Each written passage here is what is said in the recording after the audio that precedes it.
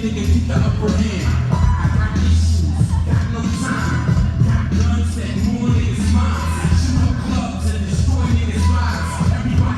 we go, let's do it now, come on.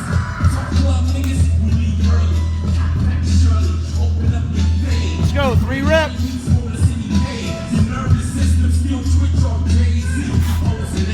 Come on, kill it now, let's go.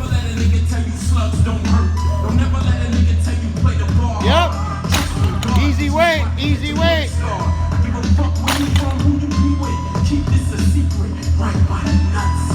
Woo!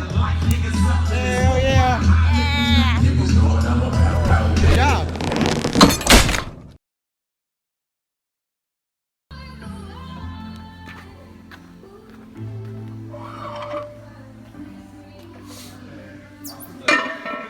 Is there, before you show me your setup, is there anything different about being a chick and powerlifting versus being a dude? Like with the programming and stuff, the different workouts that you do, is there like, I think some women I've heard in the past are like, oh man, like if I lift heavy like that, maybe I'll look too big and blocky and like too thick. How do you feel about some of that? Is that just maybe a misunderstanding in some ways? It's definitely a misunderstanding. I think in terms of training for strength and trying to get stronger, there's absolutely nothing that I do different than a male or a dude in the gym. Except for sometimes lift more weight than them. What's up, guys? Sometimes only in commercial gyms. But in terms of getting big and bulky, it's hard to do that. You gotta eat a ton, you gotta lift a ton. There's a specific amount of reps that you probably need to do in order to go into that hypertrophy phase. So it's hard to build muscle. I've been trying to build muscle, and it's difficult. So have you tried in the past to be a cardio bunny? I did. Like some girls do that and they don't eat and they do a bunch of cardio. I did that. That's actually how I got into lifting to begin with. You know, I was in college. I was like 19, 20 years old. I gained weight and I felt really fat, so I wanted to go to the gym to lose weight, look better. So I did a ton of cardio. And you got that skinny fat look going. Yeah, and then I started lifting some weights, but it was like more accessories and things like that, and you know, kind of went overboard with trying to just get really, really skinny. Is that a tough thing to deal with, feeling fat? Like, I think that's both male and female. I think more dudes are like owning up to it. Like, yeah, I got days where I feel fat too. Is that a tough thing as a girl now that you're powerlifting? Like, maybe you are throwing down some pizza, maybe you are throwing down some donuts here and there, right? Yeah, I think it's tough because I view myself in a completely different light now. I started lifting before I started doing cardio. I'm heavier than that now, but I feel so much better about my body, whereas back then, you know, it was before I end up, you know, developing bulimia and going down a really bad path. So, yeah. That's awful. But you feel good about your body now. I do. You feel confident and you feel sexy. I feel strong, and I think there's nothing that can really beat that, right? My body has a purpose. It's not something that is just for people to look at, you know? It's functional. I've literally like met someone before and then like pick them up and then squat them, you know? Like, that's a cool party trick to do. Yeah. And so it helped you build a lot of confidence. You feel more confident about yourself and everything else starts to click around you. Yeah. Show us your setup for the bench, because that's pretty amazing that you're able to throw around weights like that.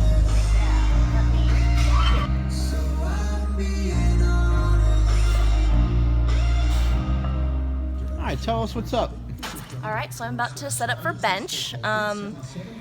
And this is a setup that most people look at and think, what the hell is she doing? Because it looks weird. Are you a contortionist? So this setup definitely isn't necessary for maybe the average gym goer or somebody that's just going and benching weight. Just to lift the most amount of weight. Yes, this is to try to maximize, you know, your body to push the most amount of weight possible, because that's what I do in competition. So it's always important to have, you know, a bit of an arch or your shoulder blades pinched together on the bench, even if you're just going to be a bro in the gym. That's always that there should always be a curve there, but it's not necessarily important for the average person to arch their lower back like I do it, but this is what I do. Well, also too, I think it's important. So can you show us what it would look like if you simply just put your feet down on the ground, what your lower back would look like?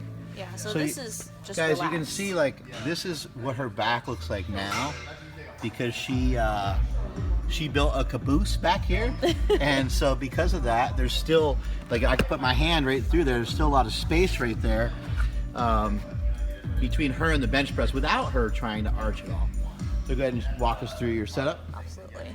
So usually, first thing I do is try to get my shoulders or my traps all the way into the bench, because that's not going to move once I push it in there. It's like you got yourself almost like into a decline position. Exactly. And then I'm usually trying to get my legs back as far as possible, and I don't think that many people do it this way, but I feel comfortable and really stable when I do this. So guys, see what she's talking about. Her legs are way pushed back this way under her body. Now, a lot of people aren't going to do that, but maybe some females will be able to execute that. And part of the advantage of that is now look at how high up her rib cage is. And so that's going to create a shorter distance to bench press. Yeah. And then I get my hands on the bar and I scooch up even more. Get even tighter. I'm a little bit too far down, but I think I can still do this.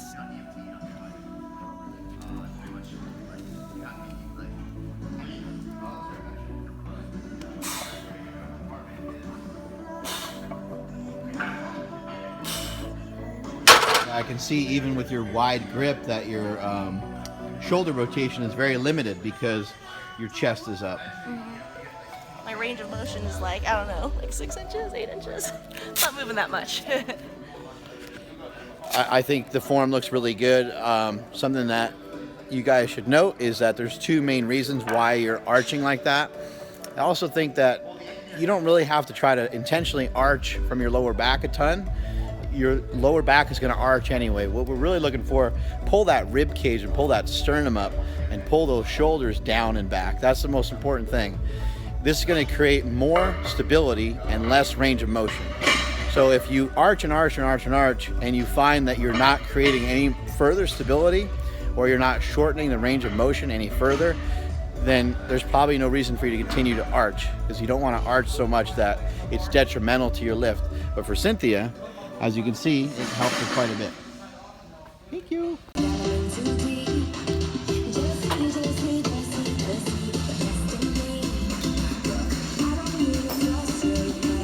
Here we go, some strong pressing now. Lock it in.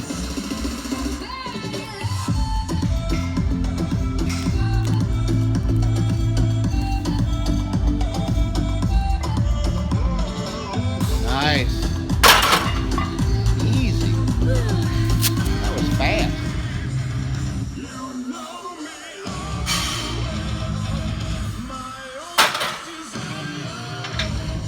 What's some of these tattoos about? Pretty intimidating. What's going on with all this?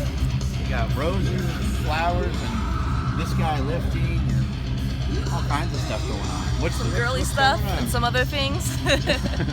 What's up with this little bow tie thing? It's a ripped bow tie. It kind of represents breaking away from what a stereotypical girl should be. I was kind of raised with my mom, who is a fashion designer and model, who always wanted me to be prim, do things that girls do. Yeah. It's a little rip, and it's like, no. I bet a lot of women identify with that, probably. Absolutely. You know, as an Asian woman, you know, we're supposed to be quiet, we're supposed to be petite, we're supposed to be little. Yeah, you're not supposed to have these thick thighs like this. My mom is literally taking a rolling pin to try to roll them out to make them smaller, and I'm like, you can do that because you're just getting rid of some of the knots that I have, so it works out. What are some of your best lifts? So in competition, I've squat 314 pounds, 165 bench, and 369 pound deadlift. Damn! That's awesome. Come on now, here we go. Lock it in.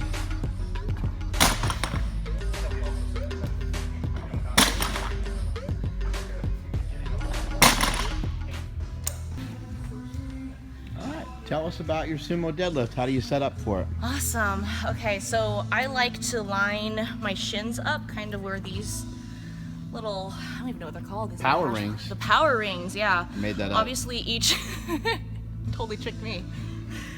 Obviously each barbell is going to be a little bit different, but this is a Texas deadlift bar, right? Mm-hmm. Something like that. These are my favorites. So I point my toes out really far. Not everyone does that. Different people have different levels of comfort, but for me, my feet are really flat and my knees track inwards like this. So I need to point them all the way out so that I can get my hips as far forward as possible. So by pointing your toes out, it helps push your knees out a little bit for you. Exactly. So I can get my knees out to the point where I can actually move my hips as far over the bar as possible. Gotcha. You want to get over that, because if you don't do that, then you're pretty much just pulling a sumo deadlift like a conventional deadlift, and you're not going to get that extra weight that you can usually get out of it.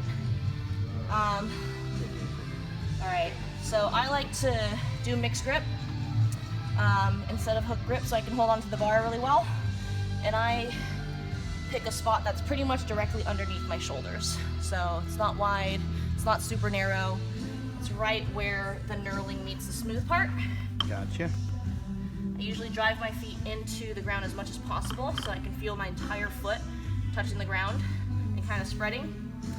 And then I get low so I can get my hips as far forward as possible and my torso as upright as possible. And then I pull.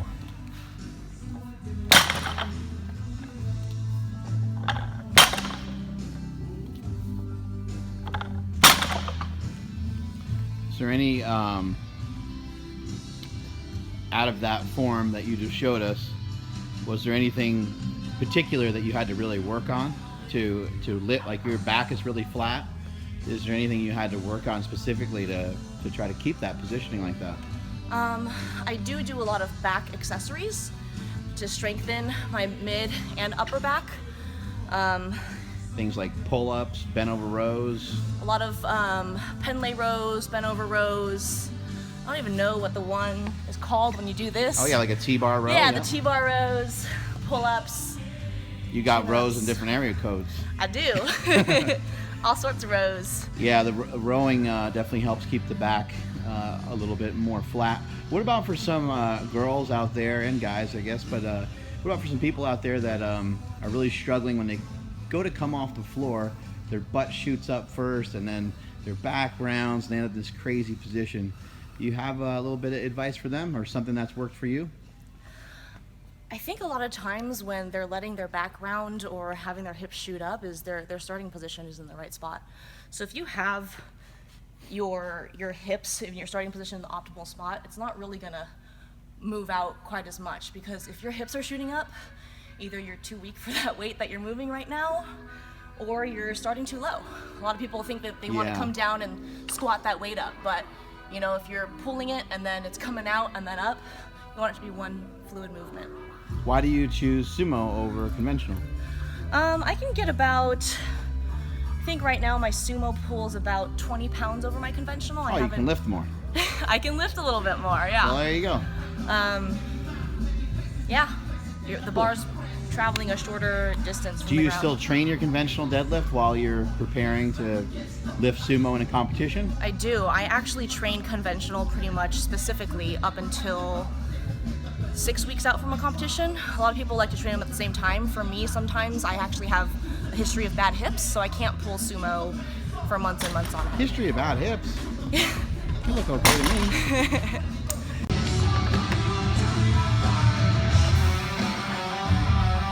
Here we go, lock it in now. Here we go.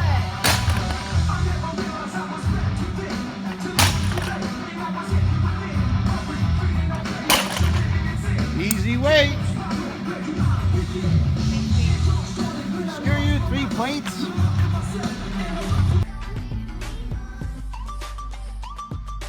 We gotta see at least 2 or 3 chins at the top of the lift.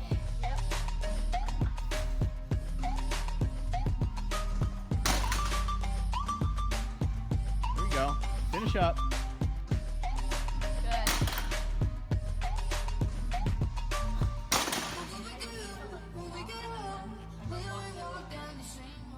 I did. The first rep. All done. Good job. Third.